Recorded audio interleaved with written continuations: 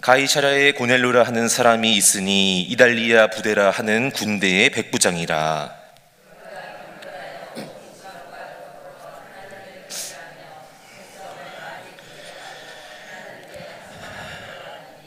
하루는 제9시쯤 되어 환상 중에 밝히 봄에 하나님의 사자가 들어와 이르되 고넬료야 하니,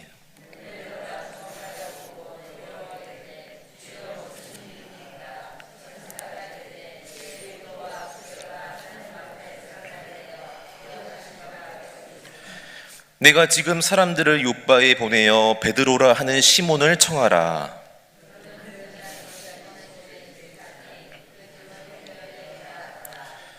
마침 말하던 천사가 떠나매 고넬료가 집안 하인 둘과 부하 가운데 경건한 사람 하나를 불러 이 일을 다 이르고 요바로 보내니라. 아멘. 네, 할렐루야. 오늘 목요일 새벽에 또 나오신 여러분 모두에게 주님의 놀라운 은혜와 사랑 함께 하시기를 간절히 소망합니다. 네, 오늘 우리 또 지난번 월요일에 이어서 다시 한번 10장의 말씀을 또 이렇게 볼 텐데, 특별히 오늘도 세 가지를 함께 나누겠습니다. 세 가지의 말씀을 통해서 세 가지의 은혜를 함께 나누기를 원하는데요. 우리 특별히 지난 월요일에 봤었던 말씀 어떤 내용이었죠? 그때 베드로를 통해서 놀라운 하나님의 기적과 역사가 일어났습니다. 베드로가 사람을 고치고 죽은 사람을 또 이렇게 살리는데, 그게 바로 베드로가 한 게 아니라 다 예수님께서 하셨다. 그리고 베드로의 그런 모습을 통해서 많은 사람들이 주님께로 돌아오게 되고 예수님을 믿게 되었다. 그리고 이 모든 일들을 베드로만 하는 게 아니라 우리도 오늘날 하나님의 믿고 예수님의 이름으로 능력으로 선포하며 나아갈 때에, 기도할 때에 우리를 통해서도 하나님께서 놀라운 은혜와 기적을 베풀어 주신다. 이렇게 세 가지를 나눴습니다. 오늘 이제 10장의 말씀을 보면은 이 고넬료라고 하는 사람이 나오게 되는데, 이 사람의 이렇게 하나님께서 사자를 보내셔서 음성을 듣게 하시고 베드로를 또 만나게 하시고, 나중에 고넬료의 모든 속해 있는 사람들이 다 구원받게 되고 놀라운 이 복음의 역사가 시작이 되는데, 특별히 오늘 이 고넬료라고 하는 사람이 갑자기 또 이렇게 등장을 하지만, 사실 또 이 고넬료가 하나님께서 이렇게 사용하셨던 이유, 물론 하나님의 첫 번째는 가장 큰 은혜가 있었고요. 두 번, 이제 앞으로의 그 나머지 좀 내용을 살펴보려고 하는데, 오늘 특별히 본문에 나오는 말씀을 통해서 고넬료가 이렇게 하나님께 선택받고 또 부름받고 쓰임받게 되고 통로가 될 수 있었던 이유를 같이 좀 나눠보려고 합니다. 첫 번째로 오늘 이제 본문의 말씀 같이 한번 보겠습니다. 1절과 2절의 말씀, 우리 10장 1절과 2절의 말씀 같이 보겠습니다. 시작. 가이사랴 고넬료라 하는 사람이 있으니 이달리아 부데라 하는 군대의 백부장이라. 그가 경건하여 온 집안과 더불어 하나님을 경외하며 백성을 많이 구제하고 하나님께 항상 기도하더니. 아멘. 자, 지금 여러 가지의 그런 내용들이 나오고 있는데, 특별히 지금 가장 처음에 뭐라고 나오고 있죠? 고넬료라는 사람이 있으니 하고 가장 처음에 나오는 내용이 이달리아 부데라 하는 군대의 백부장이다. 왜 굳이 이런 말을 했을까요? 이달리아, 오늘날의 이탈리아를 가리키는데, 이달리아 부대는 그 당시에 이 이스라엘을 식민지 지배하고 있는 로마가 파견한 직할 부대였습니다.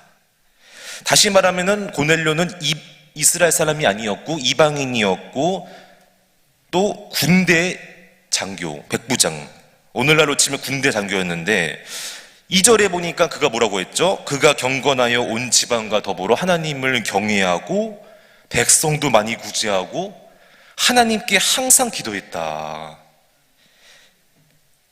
여기서 온 집안과 더불어가 뭐 자기하고 가족만을 말하는 게 아니라 자기 밑에 있는 부하들까지도 전부 다, 심지어 자기 밑에서 일하는 하인들, 종들까지도 전부 다 포함된 거예요. 나중에 우리 아까 뒤에 봤듯이 7절에 보니까 집안 하인 둘과 부하 가운데 경건한 사람 이렇게 나와 있죠. 고넬료는 자기 혼자만 믿고 그렇게 한 게 아니라 가족과 부하와 밑에 있는 하인들까지 전부 다 하나님을 함께 같이 믿고 경외했다는 것이죠. 여러분, 그 당시에 이 로마 백부장 이달리아 이 고넬료는 로마 황제에게 속한 이 군대였고요. 백부장도 마찬가지였고요. 그 당시에 이 로마 군대는 로마 황제가 곧 신이었습니다. 로마 황제 이외에 다른 신을 섬기거나 내가 믿는다고 고백하는 순간 다 즉위도 쫓기게 되고 거기 쫓겨나게 되고, 심지어 자칫하면 생명도 잃고 가족 전체가 다 위험에 처할 수 있는 그런 상황입니다.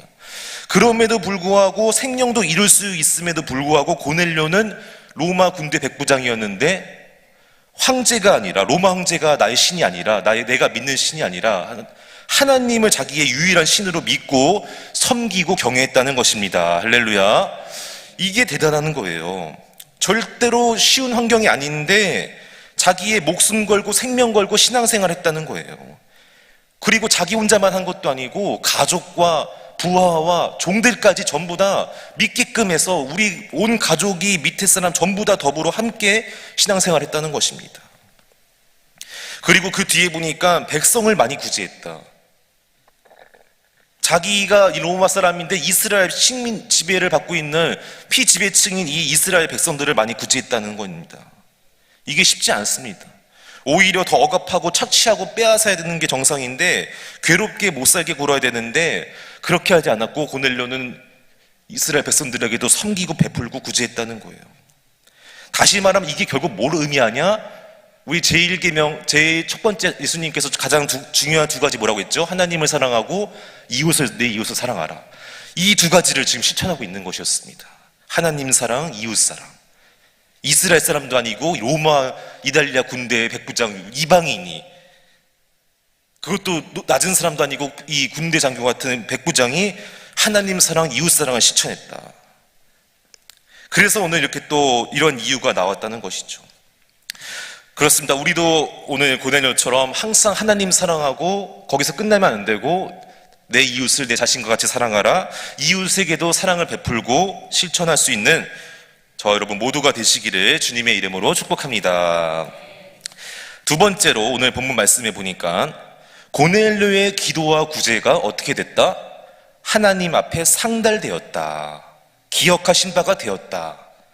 우리 3절 4절 말씀 같이 읽어보겠습니다. 시작. 하루는 제9시쯤 되어 환상 중에 밝히 봄에 하나님의 사자가 들어와 이르되 고넬료와 하니, 고넬료가 주목하여 보고 두려워 이르되 주여 무슨 일이니까? 천사가 이르되 내 기도와 구제가 하나님 앞에 상달되어 기억하신 바가 되었으니. 아멘.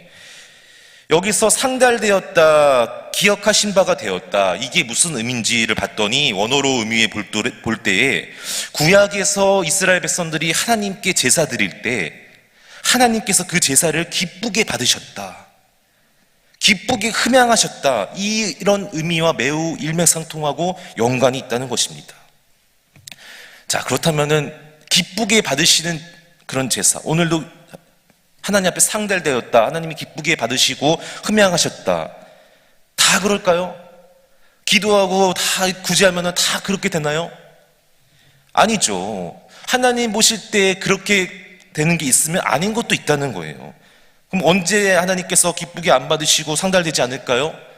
나 중심에 나를 위하고 나의 영광을 위하고 나를 드러내고 나를 높이고 나를 자랑하고, 그래서 교만해서 오직 주님이 아니라 하나님의 영광이 아니라 나를 위해서 기도하고 구제할 때, 금식할 때.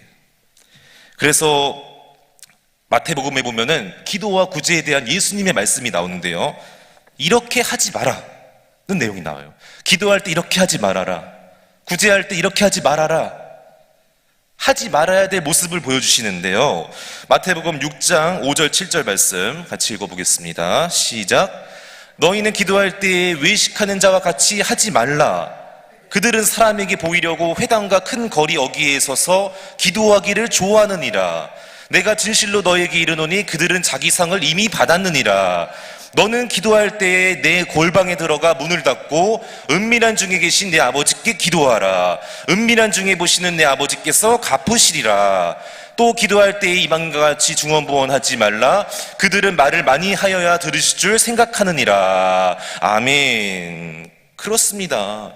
여기서 이 기도할 때 이렇게 하지 말라라는 모습을 주셨던 것처럼 다 하나님이 오늘 고넬료의 기도는 기쁘게 받으시고 흠양하시고 하나님 앞에 상달되었고 기억하신 바가 되었다. 이게 그 여호수아 4장에 나오는 거 있죠. 기념비 세우는 거.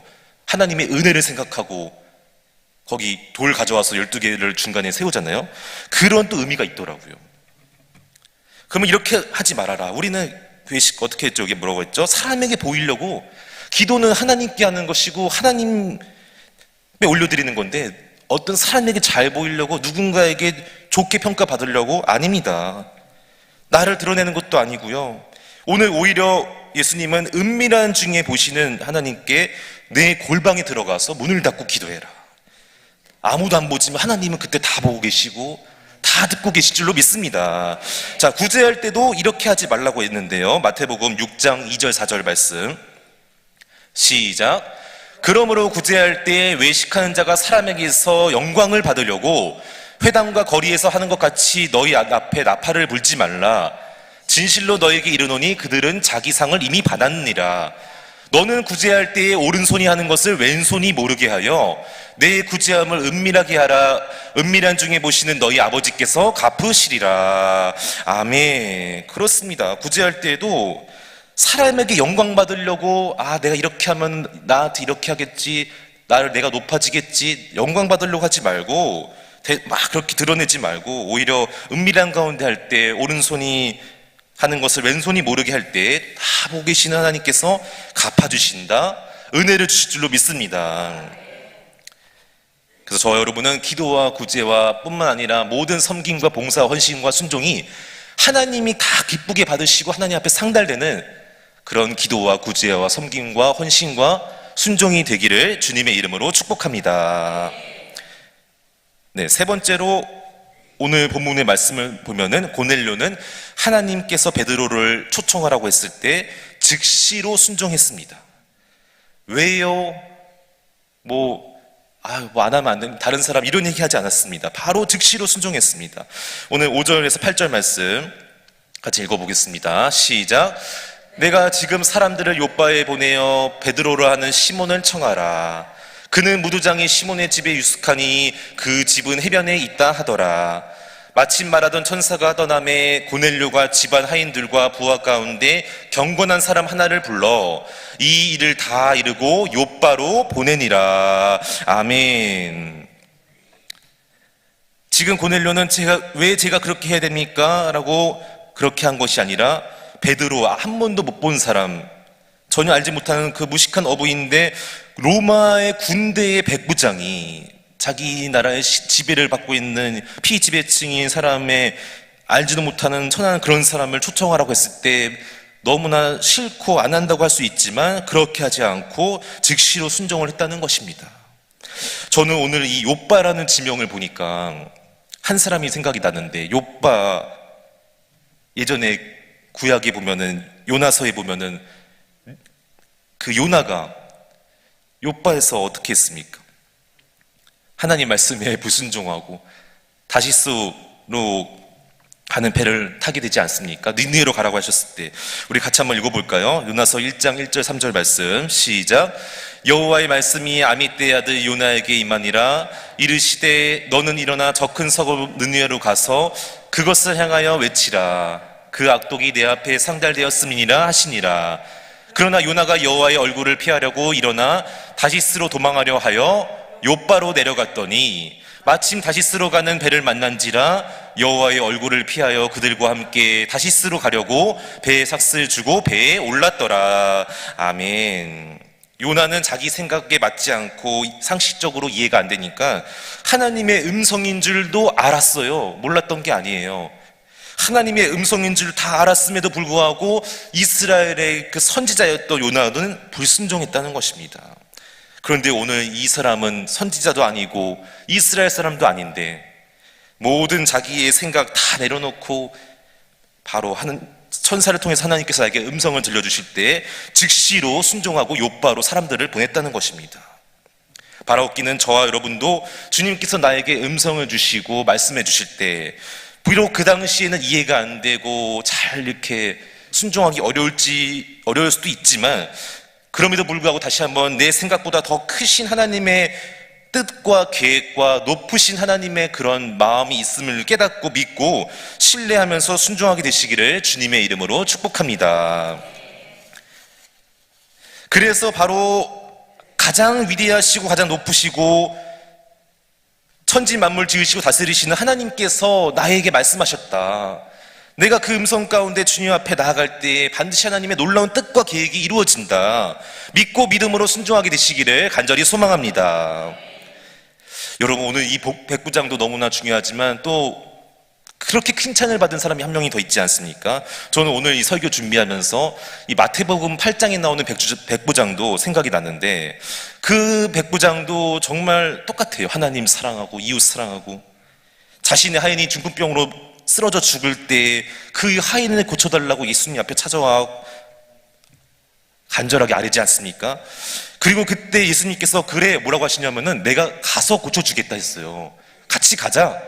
내가 같이 가서 고쳐주겠다 하셨는데 그때 백부장이 이렇게 대답을 합니다. 마태복음 8장 8절에서 10절 말씀 시작. 백부장이 대답하여 이르되 주여 내 집에 들어오심을 나는 감당하지 못하겠사오니 다만 말씀으로만 하옵소서. 그러면 내 하인이 낫겠사옵나이다. 나도 남의 수하에 있는 사람이요 내 아래에도 군사가 있으니 이더러 가라 하면 가고 저더러 오라 하면 오고 내 종더러 이것을 하라 하면 하나이다.